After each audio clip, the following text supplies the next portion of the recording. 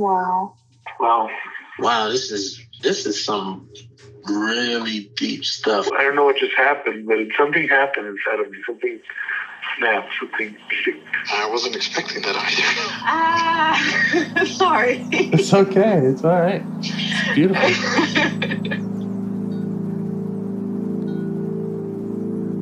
Monster is like really small, but it had to become that to stop me. And then the hurt child became present when you mentioned it. And I didn't realize this until now. There were things that I didn't remember until now. Funny, I haven't seen that before. It feels like I'm the monster. I'm kind of seeing images of things.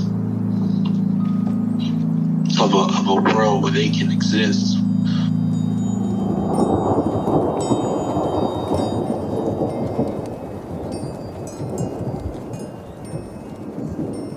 This clarity brings all kinds of answers.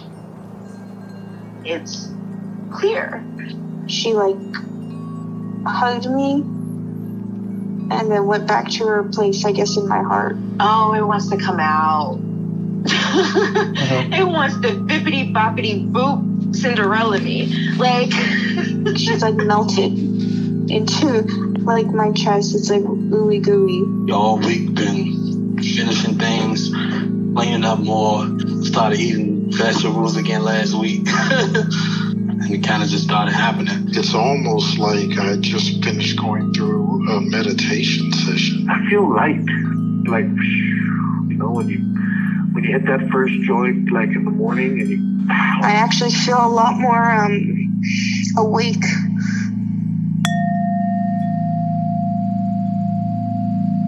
Okay. So we can go wherever you like today. I am very curious to know about the migraines and the angry part from last time, but yeah. Well, that was interesting because the day after we last met, that was Thursday. Yeah. So it was the Thursday. I was angry all day. I was extremely, that part was really, really, really coming forward. And, but I had some good, I felt it. I mean, it was a good release, but what was a little bit disturbing was I was getting in touch with some reasons why I was angry about stuff from childhood. Mm-hmm. And it compelled me to call my girlfriend back from sixth grade. We've been in touch over the years off and on. And, to ask her about her experience at this Christian school we went to that was just absolutely over the top with rules and stuff and the religion. And, it was really good to connect with her and have a conversation about it because, and hear her experience, which wasn't great. Yeah. But yeah, after that conversation, I had that with her on Thursday. Early in the day, and then from then on for a few days I was just super angry, but I wasn't waking up with the migraines. But it was I think I told you in the text that a lot of anxiety was coming up, right? Kind of cycling between anxiety and anger. And then the last few days I have been waking up with migraines again. And today I was feeling angry actually. And I felt frustrated because there's some things I'm feeling pressured to do that aren't necessarily bad things. They're things I even want to do, but I'm feeling pressured about taking action and sort of kind of scared and hesitant. So I have anxiety at the same time. So I don't know if this is making sense, the cycling between anger and anxiety. Yeah, it makes sense to me. I think, we did discuss both of those things last time we talked, and I'm curious if they're if it feels like it's those same parts, or if it's from a different place, or Yeah, it feels like the same parts. And I did see my therapist also.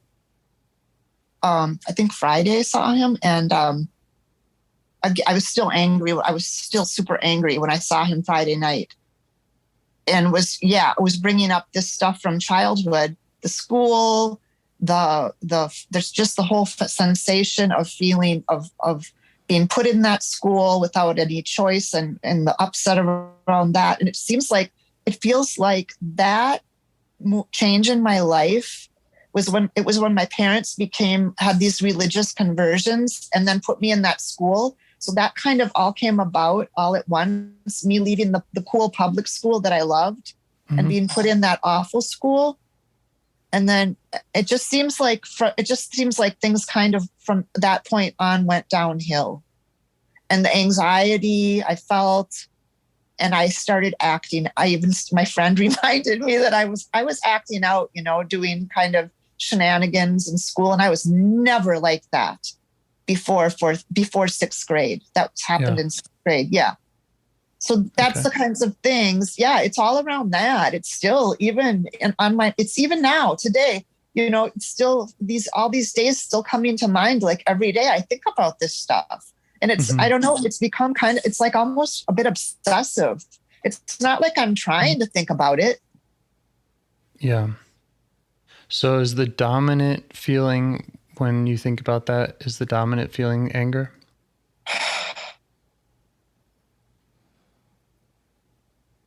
Yes. Mm-hmm. Yeah. And so there's sort of like an energy to that. And then when I'm not feeling the anger, maybe it's being hidden by anxiety or something, but the anxiety is more like fear and trepidation about present day situations. Mm-hmm. I don't feel anxiety around something that happened when I was a kid, but clearly they're related. Yeah. Yeah. And I mean, I don't know that it would be obvious that that there isn't a part that's still very anxious, from things that happened in childhood that would carry over. You're right. Yeah, you're right. Because anxious about being made to do things, or anxious about getting in trouble. That kind of anxiety is still there. Mm-hmm. Anxious about doing the wrong thing. Yes, that's true. Yeah. That's true. When you were working with the anger after we spoke, and you did say that you had some days without the migraines. I did. Was there something that you feel like was most useful or most productive in that work you were doing? I have no idea. I just don't even know, except that I got really in touch with it and I felt pretty good after we talked that night. And then, I did feel pretty good. And then I was just feeling like I felt really good on Thursday, getting a lot of, I shared with a few people about my experiences, in childhood. Mm-hmm. And that I was dealing with that anger. And I did some meditation around it too, and I felt like I was just feeling like, kind of, getting aggression out somatically. It felt really good. And so, yeah, that's all I know is that I just started like the last 2 or 3 mornings I have had a migraine, but they're just so common to me that it's really tricky to kind of pinpoint. Yeah. What's different, or what was different about before. Yeah. And I think that's wise. I mean, I don't want to make any connections that are just coincidental or anything. I was really wondering what your work with that part looked like. I know you talked about kind of like expressing the anger. And yeah, I was kind of wondering, you also talked just now about like meditating. I was wondering how much of that work felt like it was kind of like the work we do of like parts work, you talking to the part. Yeah, I think that's all it had to be all. That's the only thing that was different. It had to be that, talking to that part. And today I was doing it again because I was feeling really, that upper body. I get this upper body pain and sensations even when I don't have a migraine. When I'm angry, I get it. My neck, shoulders, head, face. And I was observing that part and even seeing like, wow, yeah, this part really has helped protected me a lot. Yeah. I can definitely see that just protected me and made me even like very, get angry for the right things even. Instead of holding back, how some people won't get angry about when they're. Yeah, absolutely. You know what I mean? And I have been able to get to get in touch with that when necessary in my life. And I also can see where it's caused some problems where I'm not in touch with it. Yeah. So am I not getting in touch with just old kind of anger? And then no, I know, but it does build up. It does build up, like getting angry about random things until it comes to a head. And then all of a sudden, I'll just, explode or just be like, oh, and I'll see it all of a sudden.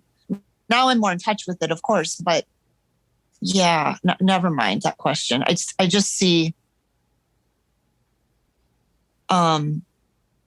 where I even though I feel like I was in touch with the anger pretty easily because I just would get really angry, like where. Yeah. Well, and I think that's kind of what I'm trying to get at or trying to ask about is when you say in touch with, are you talking about, again, like expressing the anger and being angry, or are you talking about I'm having a conversation with this part that is angry and learning about it? Yeah, both. I mean, having the conversation with the part is definitely different than just being like, oh, I'm really angry right now, right? There's a difference.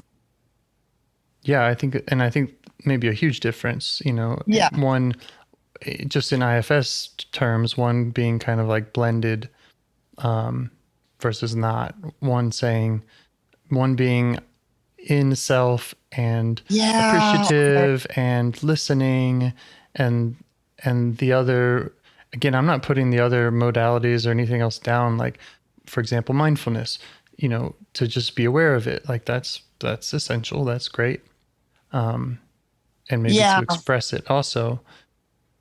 I see what you're saying. So when I'm feeling the anger, so my normal habit is just to be like feeling it versus looking at it from the perspective of IFS as a part. Like I'm not used to doing that on a regular basis. So when you do it that way, like I did today earlier, I saw that, wow, this just really protected me. So that's got to be the difference right there is the angle I'm coming at it from, because just feeling it, I'm not distinguishing, oh, this is a part. I'm just saying, oh, I feel angry. Right. I feel super angry, and then I think like that's actually me. Sure. Right. Which is where we all are before IFS. So that's I know, but it's very, and it's just very empowering, isn't it? To put it in that role, that part, and see it like, okay. Well, it's empowering, not just in the unblending, not just in saying, I am not my anger, but it's a part, but also in the kind of deeper I need to listen to this part and understand what it's trying to tell me, what it's trying to protect, being curious about it, so that, again, it's more than just kind of a grounding exercise of like, how do I kind of separate from this, but it's hopefully, we're getting into healing the parts through listening to them. So when the anger comes up, when any kind of triggered parts come up, I think the goal in IFS is to respond mostly with curiosity of like, what are you trying to tell me? What can I do for you? I notice you. What's up?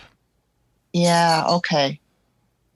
And Yeah. we The did some of acknowledgement that. thing. Yeah. Okay. And this part shared a lot, and maybe there's a whole lot more that needs to share. There's also the whole exile territory that you and I haven't gone into much. And so that also is kind of like, until we get there, until the exiles feel unburdened and healed, then the protective parts are typically going to just kind of keep doing what they do to Right. protect us. Yeah. Okay. Yeah, they don't want to let up. Right. Yeah. Okay. And I was pretty, I think every day since we met, I did an unblending meditation. But what happens sometimes when I do that,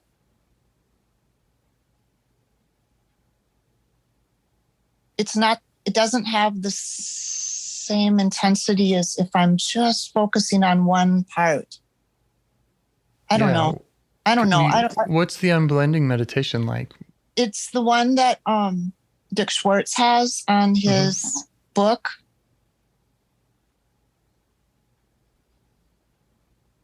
Yeah. So it's the general unblending as opposed to kind of targeting a part. Exactly. Yeah. Yeah. And I did do the getting to know your part one again too. That one might actually be better for me to do at this point, because it is targeting one part. Otherwise I get a little bit like, what now? What? Wait, which part is this? Which part of which part am I dealing with? Right. And it's like lately pretty much it's just the angry part and the anxious part. Anxious, upset, which is probably a combination of parts. Yeah. Okay. Well, we can keep going back to those parts and learning about them. That's all I know to do. Yeah. And I would probably suggest starting with angry part again. Okay. But it will likely reveal other parts, and we can kind of make the decision about how and when to go to them as it comes up. Okay. Sound good? Yeah, the angry part's pretty much lately always there, because it shows up as frustration. Frustrated. Like today, for example, it's frustrated with trying to make some decisions I'm making about travel and then I get anxious around doing this travel. And so I was trying to distinguish between, well, I feel frustrated, but is this anger? Is this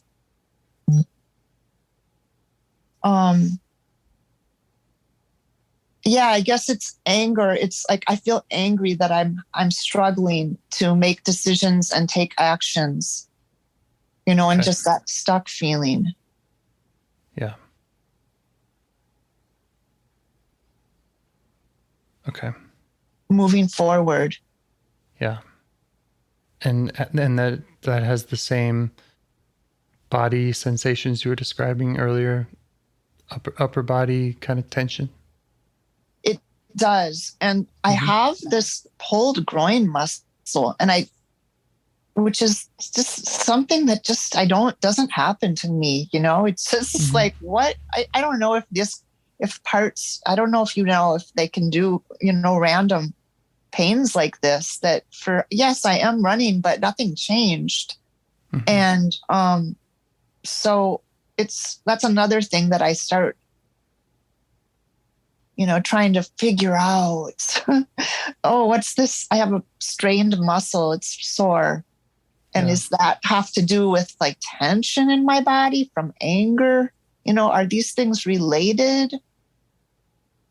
Because that's what could be. A strained muscle, like, is that? But yes, to answer your question earlier today, especially, it's like a little bit lower now. I'm not as in touch with the upper body. All the, in my face, it's kind of there, heat and some vibrating, some tension. And how do you feel towards it as you notice it there?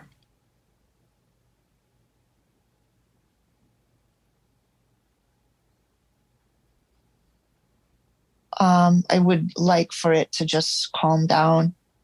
Yeah. And relax. Yeah. Yes. Okay. And then I'm finding myself also lately and today taking these deep breaths and sighing like like a frustrated sigh, doing it randomly at all different times for no apparent reason even. It's funny. Oh my God. When you said that you want this kind of anger to relax, does that feel like it comes from a place of compassion, like for this part, or does it feel like you make it go away because I'm sick of it? It's more like it's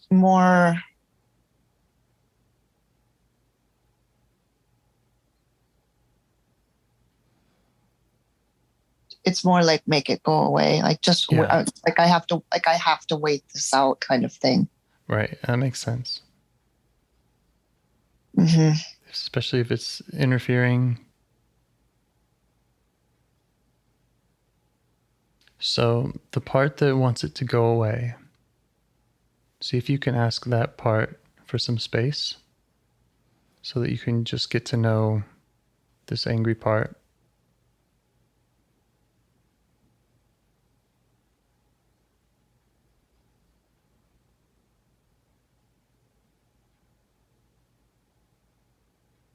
Yes, it's willing. Great. And now how are you feeling towards the angry part?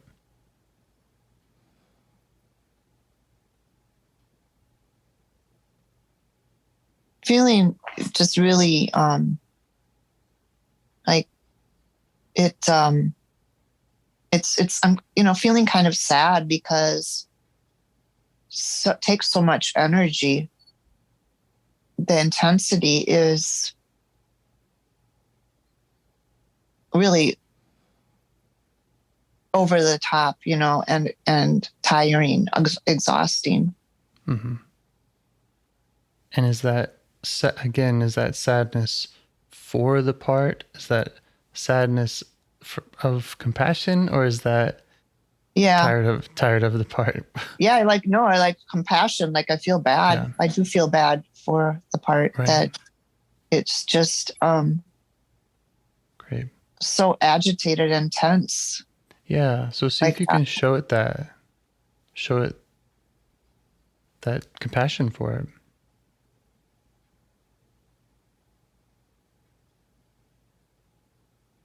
And then ask it what it wants you to know.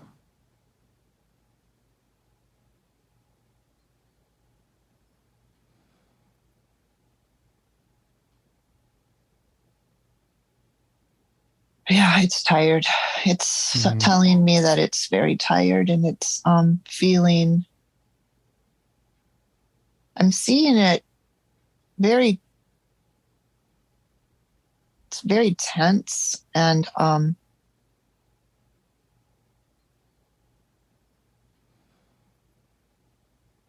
very on guard and kind of scared even. Yeah. You know, like it's afraid to make a move. Yeah. So just let it know that you see all that. You see that tough situation that it's in, or how it's experiencing its experience.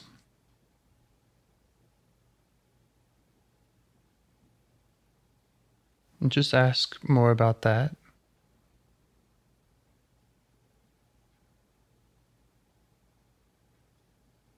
Yeah, it feels kind of frozen. Yeah.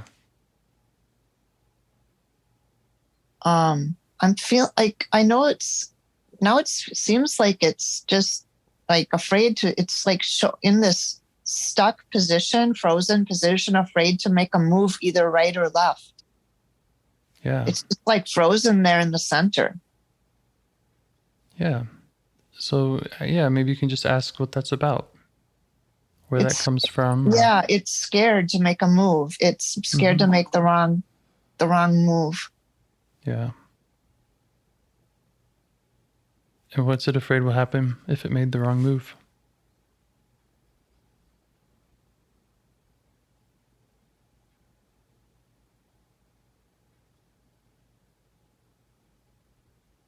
Some kind of disaster. Yeah.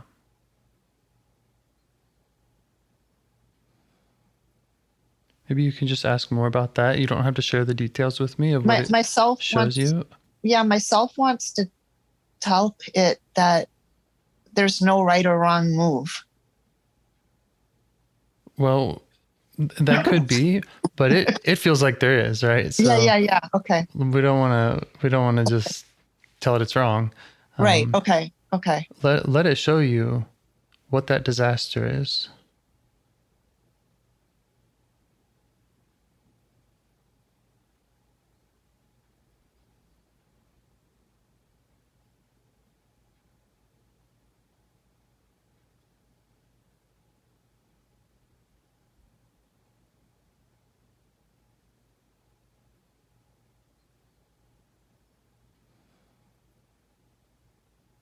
It's not answering. It's just standing there.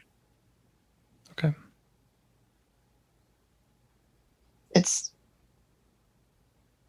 It doesn't really know what might happen. Okay. And it can. Yeah, it's saying it doesn't know. Some kind of disaster. Yeah, and it could show you in all kinds of ways. So just let it know that you're open to that. If it wants to show you a memory, if it wants to paint you a picture, if it wants to just do nothing, that's okay too. Well, let it know you're curious. Yeah, it's afraid. It's definitely afraid it could get in trouble for again getting in trouble. It says getting. Yeah. Yeah. Does that make sense to you? Mm-hmm. Yeah. Okay. Let it know that makes sense to you.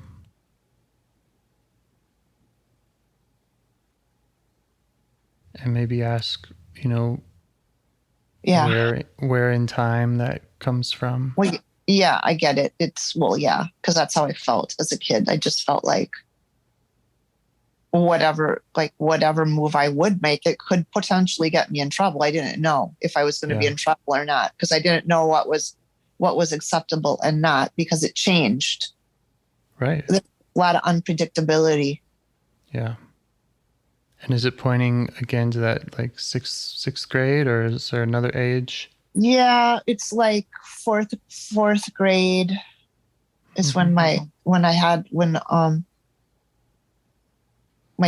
parents separated, and there was a lot of chaos. And then within a year, my parents were getting back together, and then the whole religious experience thing was coming to fruition. Yeah. Yeah. So just thank it for showing you that. Okay. Let it know that you see that, you understand where that comes from. And again, some of that appreciation, try showing it some appreciation for trying to protect you from that. It's so a lot of like the rules changed at home, and didn't know what was okay and not okay, because all this religious indoctrination came in, and it was very unsettling. So I'm just acknowledging and letting it know that I understand. Yeah. And we don't have to go there, but just try asking the part how it would feel, hypothetically, if you were to try going to that part that might feel stuck in 4th grade, or that younger part, and working with it. Does it trust you to do that? Okay.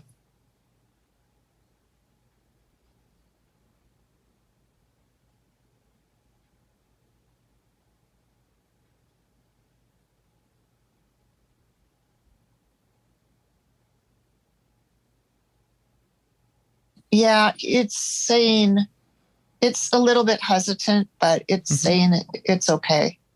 Mm-hmm. Okay. Does it want to say more about its hesitation there? Its concern?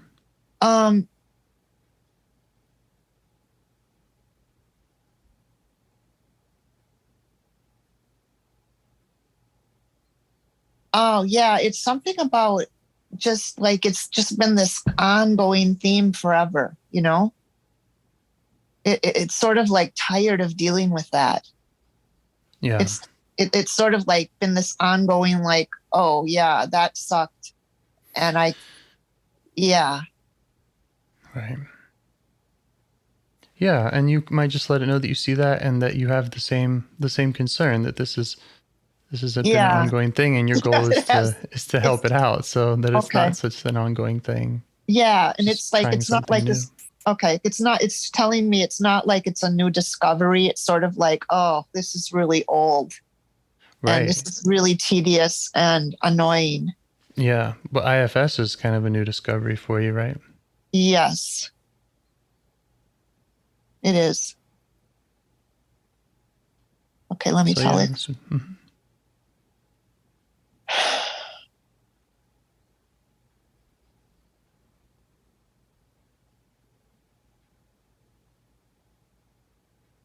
Okay, yeah, it understands. Mm-hmm. Great. And how would you feel about trying that in this conversation, going to that younger part? Yeah, we could do that. Check around for any other protectors that don't want you to go there.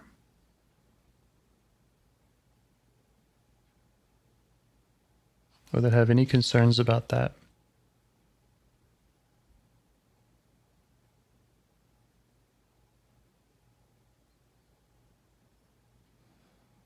Well,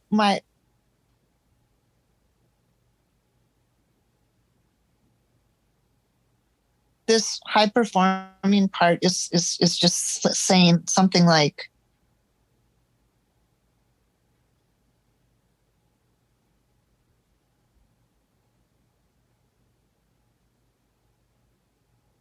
kind of annoyed, like, oh yeah, that's like that's sort of like, I can't where it kind of started having to feel like it had to take charge. Mm-hmm. And it's kind of rolling its eyes, like, oh God. Where I felt like it feels like it took on some responsibility, and it felt responsible when it was just in 4th grade, or in actually like before 4th grade. It was, I don't know how 9. I guess I was 9. Yeah. 8 or 9. That's 3rd and 4th grade. Yeah, so like 8. Yeah. Mm-hmm. So the high performing part is concerned about you going to the younger part, or rolling its eyes about that? No, it's just I just saw it there. Mm-hmm.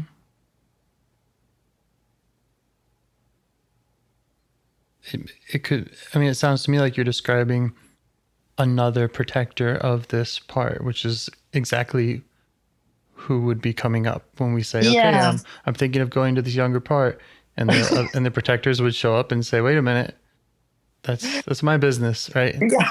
Mm-hmm. Okay. All right. So that would make sense then. Mm-hmm. Yeah, since those are the two main parts that I've really done with you and gotten to know. I mean, I think all of my parts are some version of those two parts in a way. Mm. Well, that does kind of, it would make sense also just in the IFS paradigm that these two protectors would be the manager and the firefighter. The manager being the high performer who tries to stay on top of things, and the firefighter being the anger that kind of deals in fires. And both of them having this push and pull between each other, this different approaches of dealing with this burden that's ultimately carried by an exile. Yeah, that makes sense. The fire. So the anger, because that's like my almost like my coping thing. Right. The high performer is proactive and the anger is reactive. Right. Exactly. Yep. Yeah. That's clear. Mm-hmm. Okay. So if you're ready, if parts have given you permission, then just see if you can tune into that part, that fourth grader that third grade. It was really third grade. Yeah, it was third grade the third grade when it started, because that's when my dad left. Like my parents separated. My dad left us. Yeah. And see if you can tune into where that kind of emanates in or around your body. What do you feel when you notice that?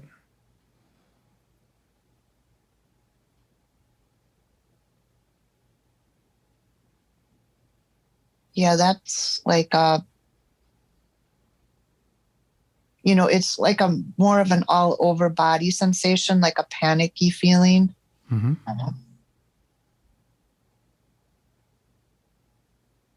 I have this, I don't know if you want, like, I have this image of what happened the night he left. And I have that, like, that's a constant, like, recurring memory. Mm-hmm. So that's always where I go to when this comes up. Okay. I guess. Yeah. Yeah, because there's like, if I kind of see it on a timeline, it started that night, and then all of these things unfolded after that. Yeah. So there's kind of a part that still feels kind of stuck that in that time, in that night. Yeah, it must be. Yeah. Okay. Yeah, just see if you can just keep tuning into that, deepening your access to that part. And let it know that you want to get to know it.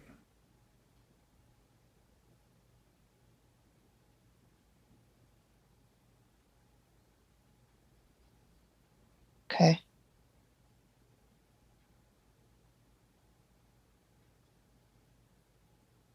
It's just upset, it's really upset. And upset and sad. Yeah. That my dad is leaving. Yeah. And then the panicky part, it's seeing my mom upset because my mom didn't know anything about it until that night. Yeah. Yeah. So, it's on my mom's suffering Yeah. And how are you feeling towards the part as you see it in this way? Well, very, a lot of compassion. Okay. It Can you was show just it? Can you show it that compassion? And okay. is it seeing you? Is it receiving that?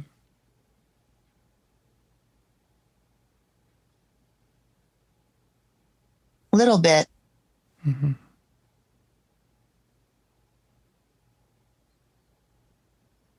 Um, Does yeah. this part feel close, or is there a proximity that you notice about it?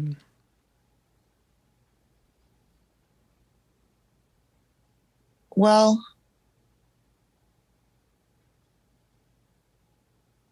maybe like in like a few feet, like maybe 3 feet or so, 4 feet.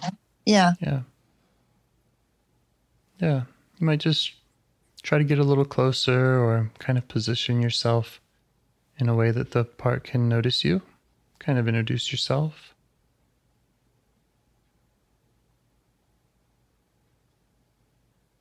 And just let it know that you're there to learn more about it, that you really want to understand it. Okay.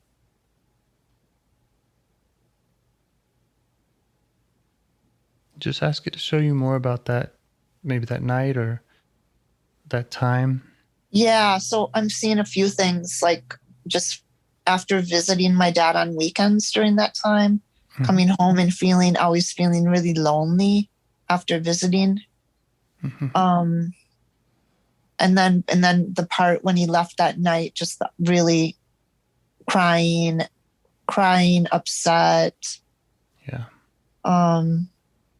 And feeling even physically sick. Like, this is weird that this always comes up. I remember my mom got physically ill, was throwing up. And I think I might have been throwing up too. I'm not sure.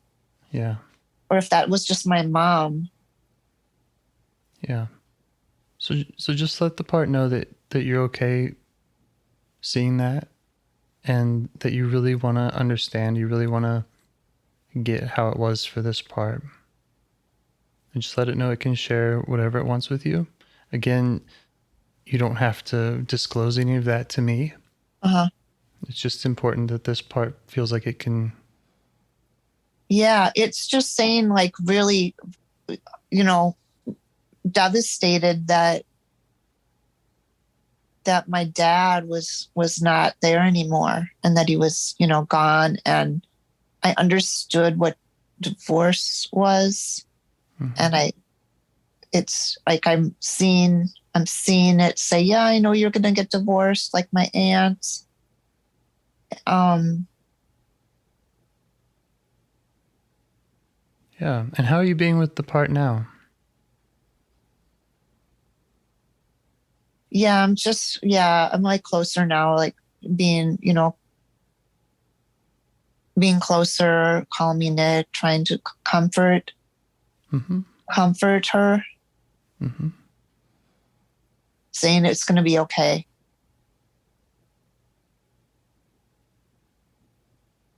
Yeah, which I don't think happened, except maybe we went next door to our neighbors. I remember because they were close with us. Yeah. Just stay with the witnessing. Okay. Just let it know that you really want to understand its experience. You Okay. really want to get it.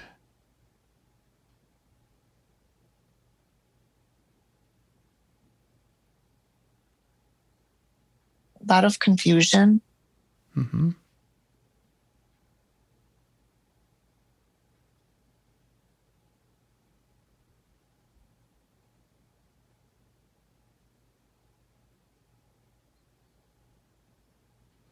Yeah, a lot of confusion, upset. I'm going between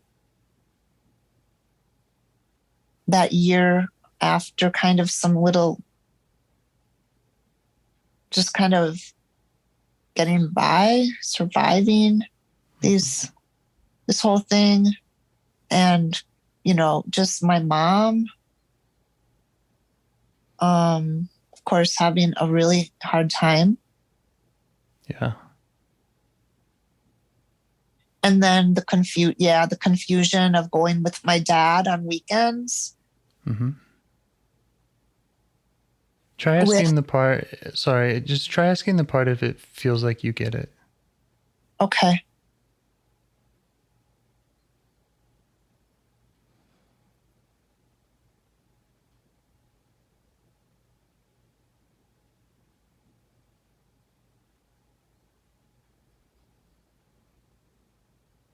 Yeah. And does it trust you? Yeah, it does. Mm-hmm. Great. So now see if you can go back to that time with that part and be there for it in the way that it needed someone, that she needed someone.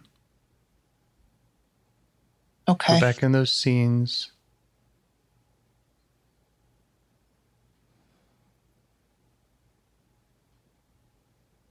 When she was sad, lonely, confused. And just be there for her in the way that she needed someone. Okay.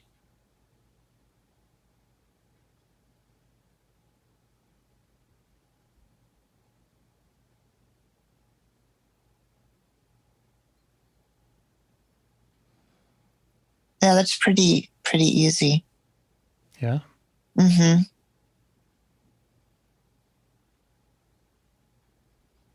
Ask her if there's anyone she would like for you, You know to why? talk Because to it's sort of like, for her. because I have a daughter, so it's sort of like, Yeah. it kind of reminds me of, comforting my daughter. Right. It's just like that. Yeah. Ask her if there's anybody she wants you to talk to for her.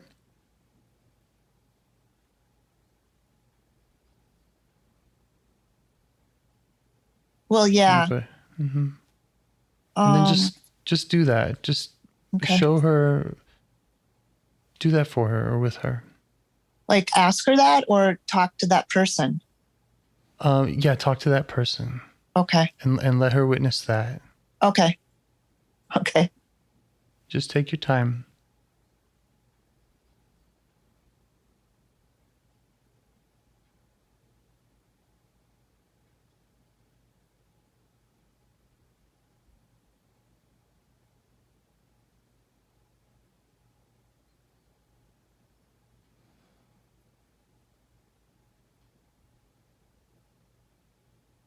Okay. Yeah. And how did she like that? Yeah, she likes that. Okay, good. Is there more? Is there anyone else? Let's see. What else would she like to see you do back then? Okay.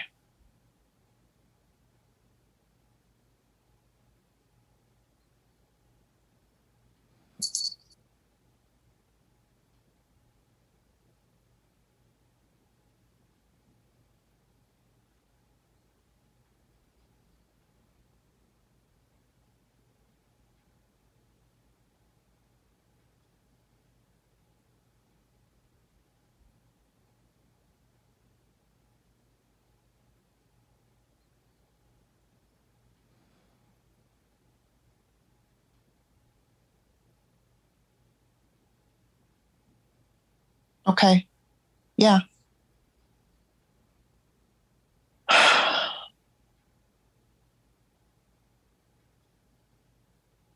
Check with her that if there's anything else, anyone else she wants you to talk to, anything else she'd like you to do back there before you invite her out of that time.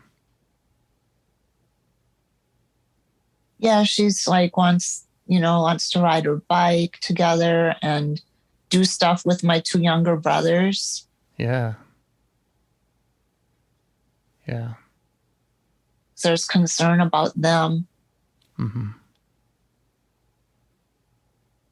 That makes sense. Yeah.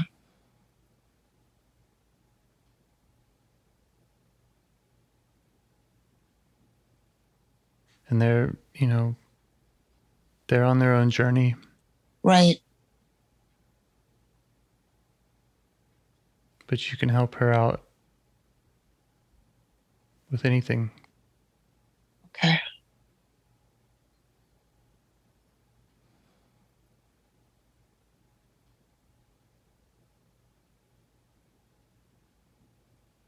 Yeah, that's good.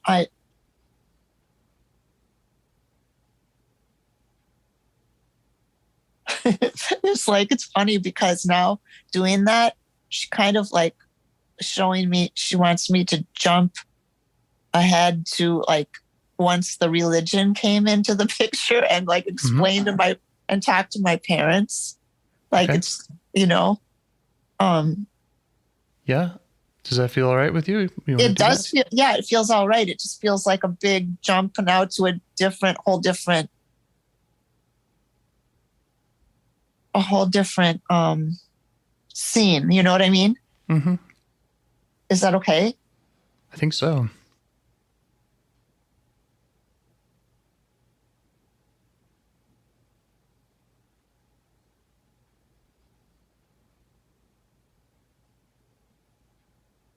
It's like this is funny, but she wants me to like literally.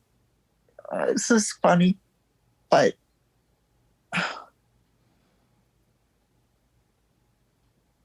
She knows what she needs to heal. yeah, like my parents. She's like, yeah, it's like my parents need to be educated. Yeah. You know, like they're totally on the wrong track, and she wants me Right. to put them on track. Yes. Yeah. Show her you doing that. Okay. That's what she needed.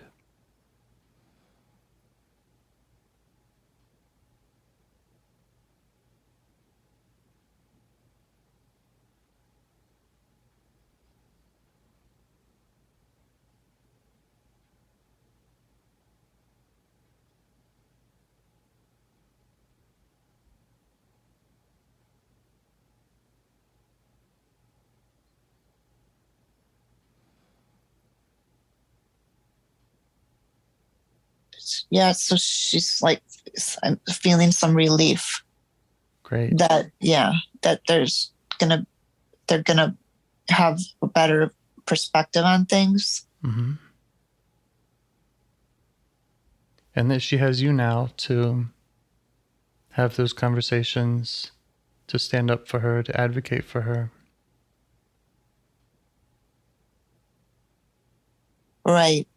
And let her know that you're going to keep doing that for her Okay. from now on. Is there anywhere else she wants you to go back there? Anyone else she wants you to talk to?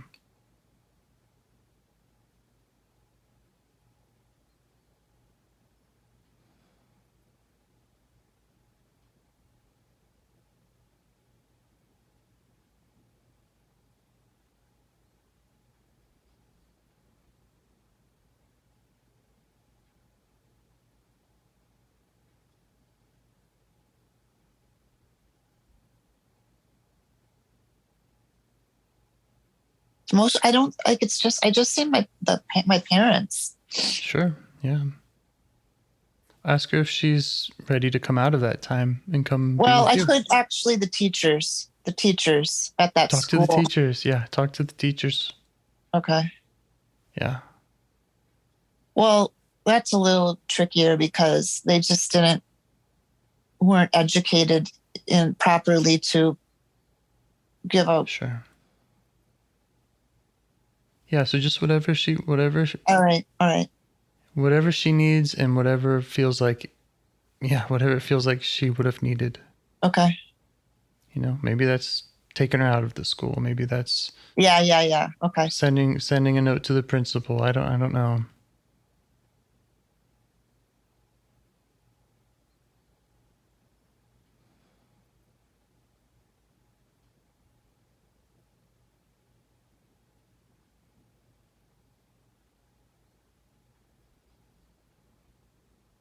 Okay. How's she like all that? Yeah. Yeah, she likes that for sure. Great. Great. See if there's anything else or if she's ready to come join you in the present and come out of that time.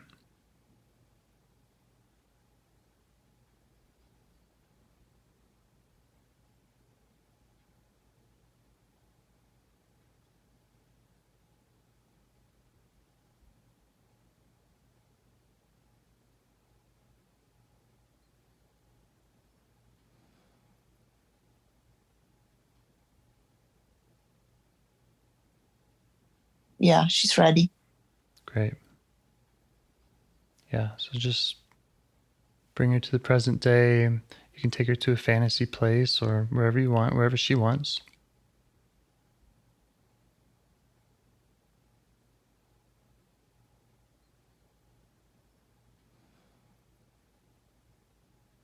Let her know that she doesn't ever have to go back. That you're going to be taking care of her.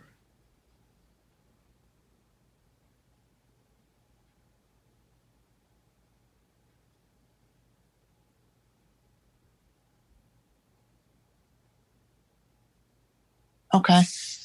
Yeah, she wants to go ride horses. That's wonderful.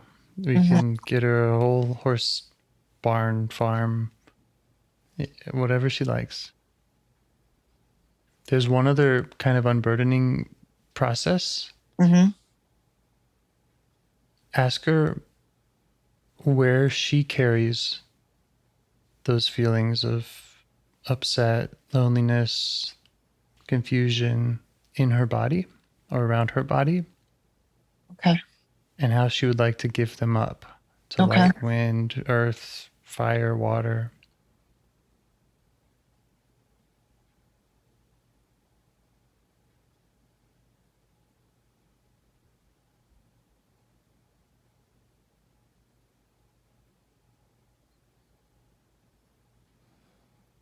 Yeah. Okay. I'm getting like her face and chest. Mm-hmm. And how would she like to give all that up?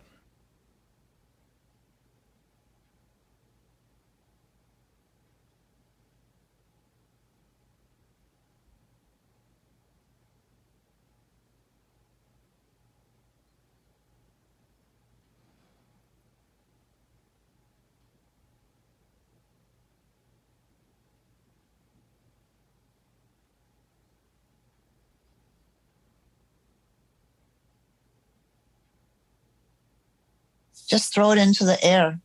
Mm-hmm. Okay. Tell her to do that until it's all out.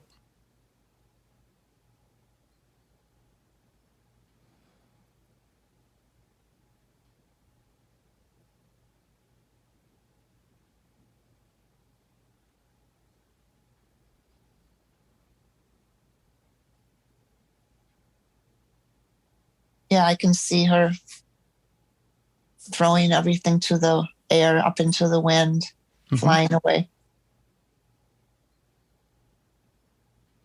Yeah. How's she feeling now? Good. Yeah. Relieved. Yeah.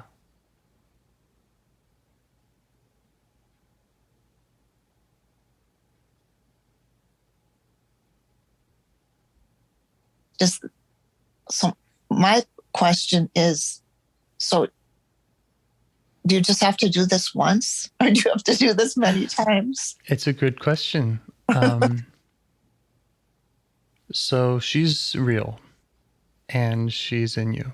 Yeah. And the more you go back to her, the more you will learn about her because she is a full personality. It's very possible that she has lots of other memories, good and bad, that she might want to share with you over time. And it's possible that she has other burdens, other pains that she might carry about unrelated things. She might have other parts that she struggles with. I mean, so there's no right answer to Got it. Yeah. to that exactly. But with kind of specific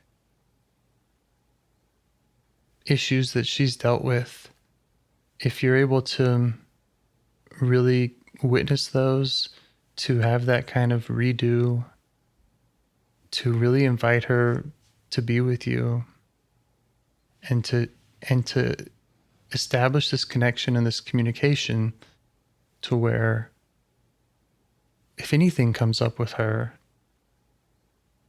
these other protective parts don't need to deal with it. She can come straight to you. She has a direct line to you.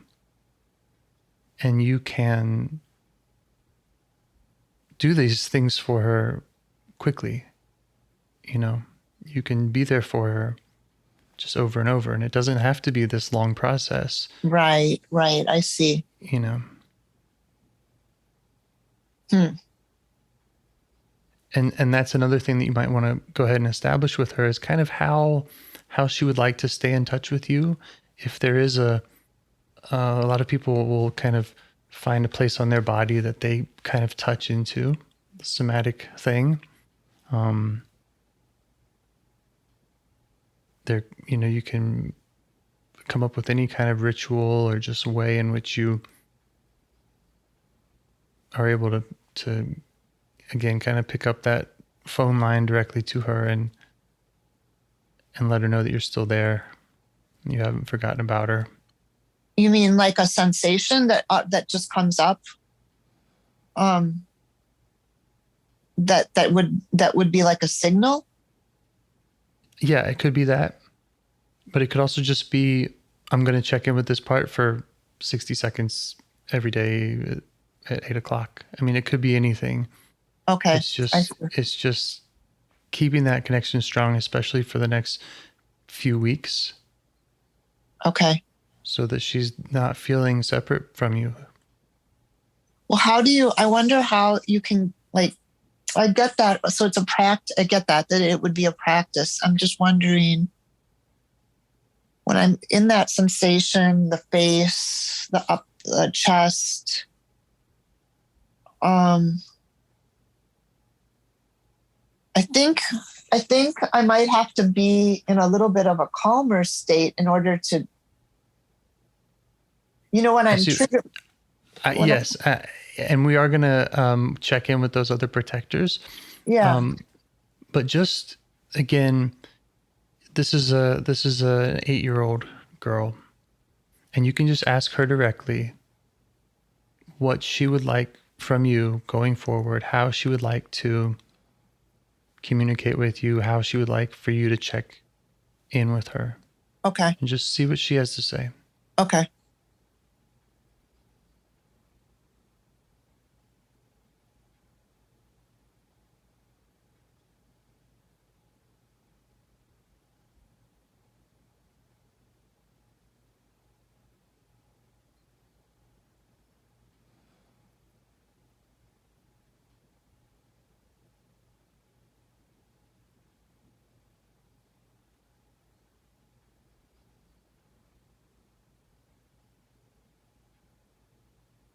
She's saying like when she's feeling disconnected or lonely or scared. Not so much how, but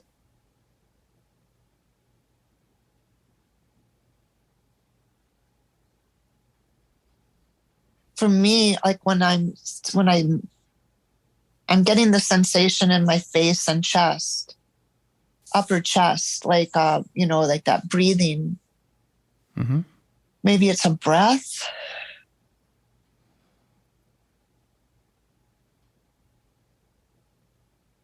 A deep breath. I mean, I can. Is that what you mean? Again, it's just any way that you can reconnect with her. Okay. Yeah. It might change over time. It might be a lot easier than you think. Yeah, it might be. It might. Yeah. Right. Because it's really, I think that a lot of people can do this work and they can meet a new part every week and they can hardly keep track of them all. And especially with these younger ones that are exiled, they are out of our line of sight day to day. Yeah, exactly. And so we have to consciously, intentionally remember them, at least for, again, kind of just for some weeks of like, so that we're not just forgetting basically. Right. And these parts go back. They go back. They feel alone again. Right. Okay. So I'm getting like just to check in, like check in once a day for a few minutes, right? Yeah. Just hi, how are you? How are you feeling? You know, how's the horse riding going? Okay, yeah. Yeah, I can put it like I have these like little brief tasks that I do. I have them in my calendar that just repeat. Right. So I would just do that. That's what I do too. Yeah. Mm-hmm. Speaking of that, oh, well, okay. So speaking of that kind of that angry feeling that comes up in the face and chest, see if you can kind of turn back to that part and show it now. Show it now the work that you've done with this little girl, and show it that maybe it doesn't have to work so hard to protect from those feelings, because now you're there to work with her.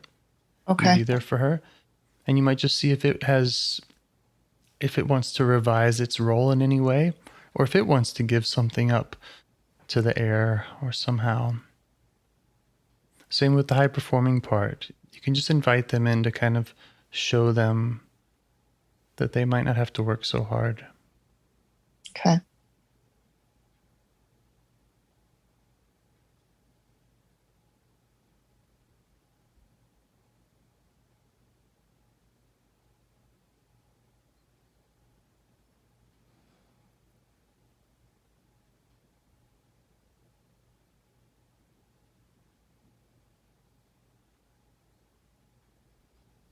The angry part is feeling like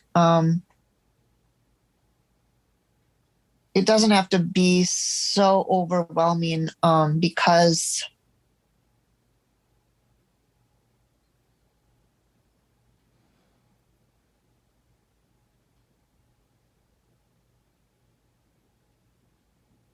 it's just seeing like it could be calmer.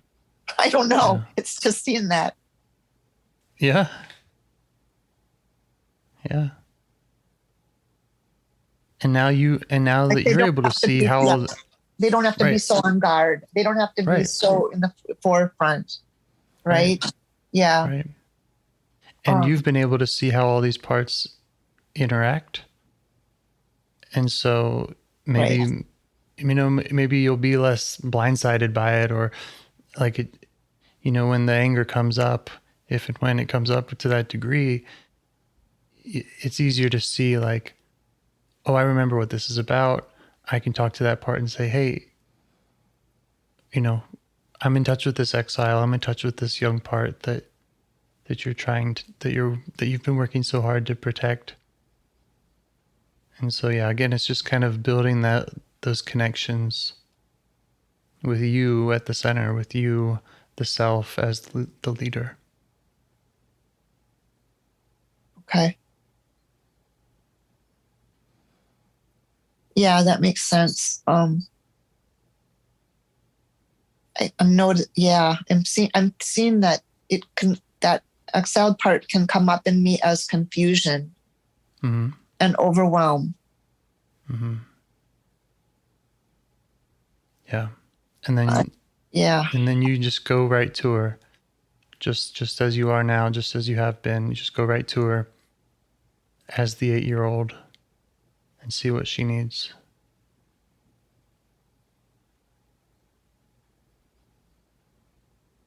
Okay, which is what? Usually just to know you're there? Usually, yeah. Usually that's all they need. They've been exiled. They weren't witnessed. They didn't have what they needed at the time. They got locked up by these protective parts. And they haven't been able to tell their story. They haven't been able to feel like anyone ever came back for them. Right. Okay. And so that's where these emotions get pushed down and to survive. Yeah. And where you start problem solving. Yeah. To get through everything. Yeah. No wonder I'm such a good problem solver. Sure. And you need all those parts. So we're not firing anybody, but yeah. But they go overboard. Mm-hmm. Yeah. They get like they start running out of control, like loose, Mm-hmm. With no reins in at all. Right. Yeah. And they needed to, at one point, they needed to have that strength to take over when self wasn't there, when you were a child. Right. Oh, wow. That's great. I mean, I just hope I think I can access this again. Yeah, you can. Yeah. And you can, of course, I'd love to keep working with you. So if there are any problems that come up, let me know. I have an appointment with you in a couple of weeks. Wonderful. I forgot. Yeah, I don't know the exact date, but have you been able to unburden your parts? Yes. Do you have to keep unburdening them a lot? No. Wow. That's amazing. There's the unburdening process, and then there's kind of the building the relationship process. So the unburdening, for me at least, the unburdening has largely been kind of a one-time thing, 1 or 2 times, just really hearing them out, witnessing them, being there for them. But then... Have you had to unburden different ages? Oh, yes. Okay. Mm-hmm. Okay. But then it's like having a new person in your house, and it kind of feels like a blank slate in some ways, and there's kind of building that relationship, and suddenly they do have this connectivity, this communication with you, and you're hearing things and learning things that you hadn't heard in 40 years or whatever. Right. And it's a beautiful thing. I mean, it's wonderful. But that's also kind of part of the process of just rebuilding that relationship and showing them over and over that you do care about them, that you do value them. And, sometimes that means taking some extra time out of your day to, I don't know, go ride a horse, whatever. Yeah. Well, I'll definitely do that. I'll definitely do a check-in. Yeah. Each day. Yeah. Okay. That's pretty cool. Thanks, James. Does it feel complete for now? Yeah. Yeah, okay. It does. It feels like what happened? Yeah, it's pretty wild. It really feels like a magical process, but right? Well, wait a minute. It can't be that easy. Something's just, in a good way. Mm-hmm. Right? Like, oh, okay.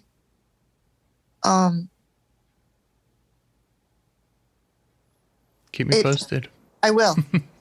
I will. Thank you so much. Thank you. Have a great weekend. Okay, you too. Bye. Do you want to help bring more self-energy to the world? If you'd like to participate in calls or help out with this project in any way, I'd love to hear your ideas. Join the Discord server or contact me at james@liveifs.com. A huge thanks to our audio engineer, Yvonne, for your care and diligence in editing the calls. To every caller for your courage in sharing some of your parts. And to anyone out there getting to know their internal system, keep going. Who knows, that might be the most selfless, helpful thing you can do for others, and you're the only one who can do it. If you'd like to see us reach the largest audience, we must please the almighty suggestion algorithms at iTunes and YouTube. And they don't care about the power of IFS. They're looking for likes and shares and comments, and the sooner the better. Follow the links in the show notes right here in your podcast player to make your wishes known. And now, a minute of meditation. Or if you prefer, pull over. You can do it in 60 seconds. Just click one of those links. They're right there, and give us a like or a 5-star rating. It would really help. If you think this project is helping people, you're helping people by sharing it. Thank you.